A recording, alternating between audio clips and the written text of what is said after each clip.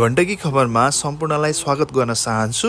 म अनिल। हिजो मार्च 8 तारिकका दिन क्लास एक्स स्टुडियो लिजबनले गरेको कन्टेन्ट क्रिएटर मेला कार्यक्रम सम्पन्न भएको छ।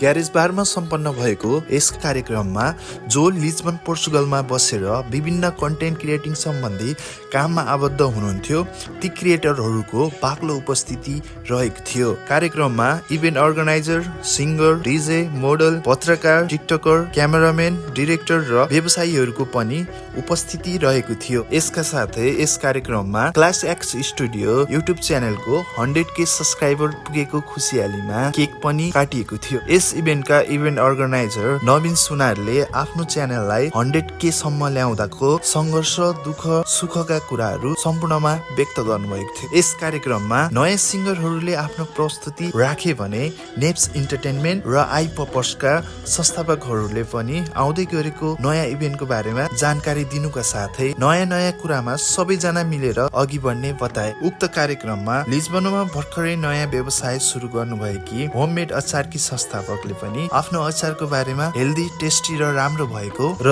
अहिलेको अवस्थामा सम्पूर्ण लिजबनमा बस्ने नेपालीहरूको घर घरमा आफ्नो होममेड अचारलाई पुर्याउनको लागि साथ चाहिएको बताउनुभयो। यसका साथै जानकारी पोर्चुगलका विमल खत्रीले पनि आफ्नो भनाइहरू व्यक्त गर्नुभएको थियो। यस कार्यक्रम अमन परियारले सञ्चालन गर्नुभएको थियो। उहाँ आफू पनि रियल इस्टेट सम्बन्धी आबद्ध हुनुभएको हुनाले कुनै पनि नेपालीलाई घर अपार्टमेन्ट सम्बन्धी सहयोग चाहिएमा सम्झनको लागि आग्रह गर्नुभयो। यस कार्यक्रमको मुख्य उद्देश्य सबै लिजबनमा बसेर नयाँ कन्टेन्ट क्रिएटिङ सम्बन्धी काम गर्नेहरूको भेटघाट र एक आपसमा परिचय गर्ने र मिलेर अघि बढ्ने थियो।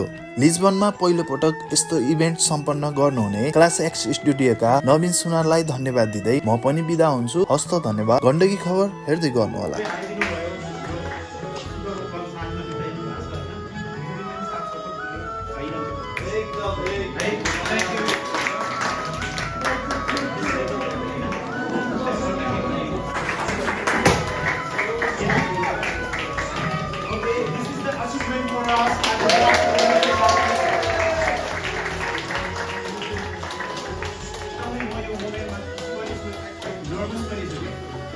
यो सधैँ अरूको लागि देखिरहेको थिएँ मैले टिभीमा, तर मेरो साथीसँग पनि कोही पनि थिएन नि त।